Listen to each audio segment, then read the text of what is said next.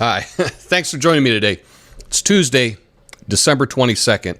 I've got a story for you today. A little story I want to tell you. But first, flame on.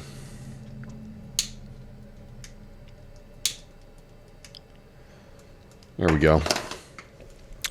This is about Marie Antoinette. She was the Queen of France, the last queen before the French Revolution. And it was rumored that when she was asked about the peasants not having enough to eat, she replied, "Let them eat cake." Now, there's no evidence that she actually said that. She didn't say, "Qu'ils mangent de la brioche." There's no evidence she ever said that. It's just an allegory. It's just a story that explains some general truths about political figures, about history.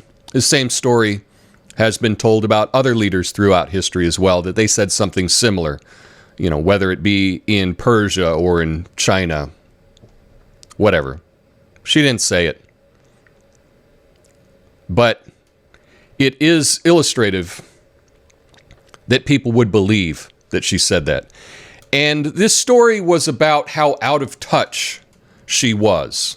If she actually said, let them eat cake, let them have brioche, right? She didn't understand the situation whatsoever. And what was the result of this?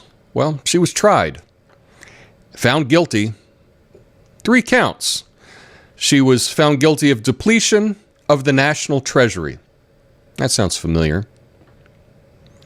She was found guilty of conspiracy against the security of the state.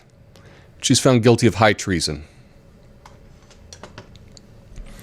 And that brings us to the second stimulus bill that was passed. I'm not even going to get into all of the things. It went off the rails about how money went to so many different places that were not people, right? And to so many different countries and defense and corporate bailouts and all kinds of stuff. I'm not even going to list those, right? I want to talk about what Nancy Pelosi said about this bill. Let's see what she said. We also have in the legislation direct payments, which were not in the Republican bill, to America's working families. I would like them bigger, but they are significant, and they will be going out soon. They are significant, is what she said. They are significant. Perhaps we have a different definition of what significant is.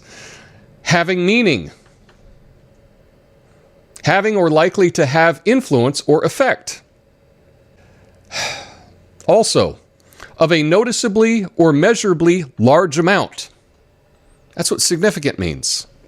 Nancy Pelosi says they are significant. $600. And she says this behind her Donna Karan designer face mask. Now, Nancy Pelosi's got a lot of credit, a lot of accolades. They've been talking about it in the press, about how great she looks, that she matches her face mask to her designer clothes. This one in particular has the Donna Karan label on the front of it. Now, I imagine that she's getting paid off to do this. She's probably not buying all of these designer face masks. But I've never seen her wear the same one twice. And I suspect, if you add it up, $600 would not pay for her face masks. But somehow, to her, this is significant. I was laid off March 20th of this year, working fitness. And I was a dupe. I was a rube. I believed them when they said that we would open soon, and they just kept pushing the date back. They just kept pushing it back and pushing it back. And I thought, okay, well, next month, maybe I'll be able to get back to work. They just kept pushing it back. It's like Charlie Brown in the football. I kept falling for it. You know? I don't know if it'll ever come back. Here in Portland, in Multnomah County, they've extended the emergency till next summer. That's already happened. But $600 is significant.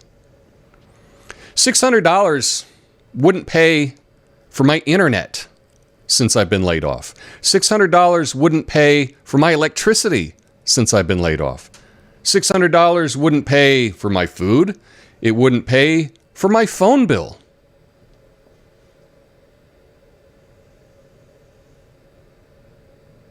$600 is not significant. And yet, our leaders passed this shit. They passed this. Now, not all of them did. In the House of Representatives, 50 Republicans voted against this. And they could have their own reasons for it, but they voted against this, and I applaud them for doing that, because this is garbage. Also, two brave Democratic representatives, Rashida Tlaib and Tulsi Gabbard, voted against this. And the Libertarian Justin Amash also voted against this. That was in the House, led by Nancy Pelosi, that told us that we were getting, that these checks are significant. Yeah. Now, in the Senate, only 6 senators voted against this bill. They were Rand Paul, Rick Scott, Ron Johnson, Mike Lee, Ted Cruz, and Marsha Blackburn. They were the only senators that voted against this. Every other senator voted for this significant bill, which is the biggest ripoff. It's the depletion of the national treasury. The same thing that Marie Antoinette is guilty of, was guilty of. She found her fate in the guillotine. But if this second stimulus bill is not the depletion of the national treasury, if this is not a conspiracy against the security of the state, if this is not high treason, I don't know what is. But it's not significant. $600 is not significant. I don't know about you, but that won't pay rent. That won't pay for anything. And Tulsi Gabbard's leaving. We don't deserve her anyway. You know, they say that we get the government we deserve. I don't think anybody deserves what we have now. I wouldn't wish our government on anyone in the entire world. That's how bad it is. And but Tulsi's leaving.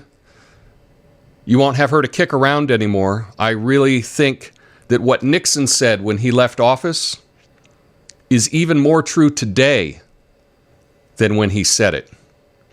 But as I leave you, I want you to know, just think how much you're going to be missing.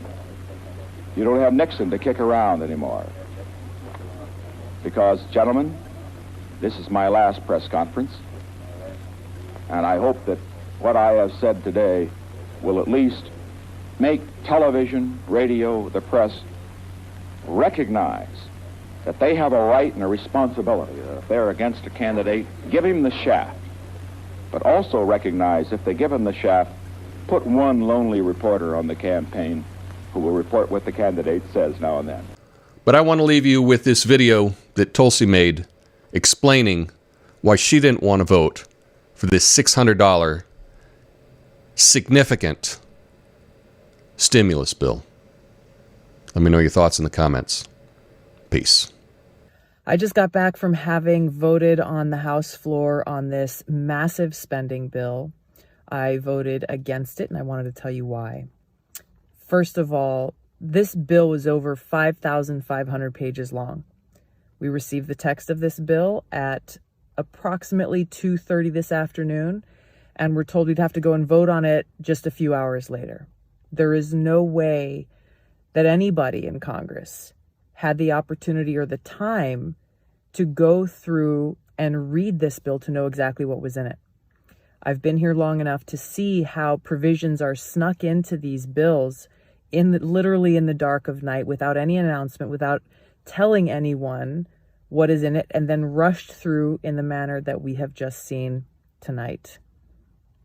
This is the height of irresponsibility, and it is absolutely no way for the people's representatives to be able to represent the interests of the American people.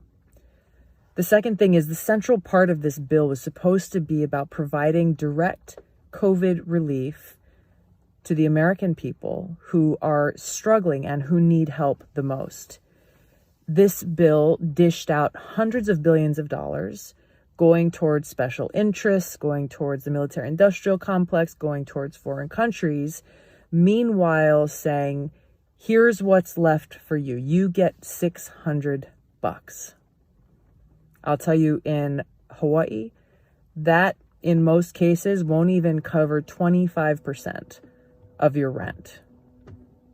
It is an insult and a slap in the face to every single American in this country who is struggling because of this COVID pandemic, who is concerned about not being able to pay the rent, about eviction, about whether you'll have enough to buy groceries or medicine for yourself or your loved ones. This bill is a representation of the screwed up priorities of Washington. They should be fighting for you and making sure that you, the American people, come first. This bill did not do that.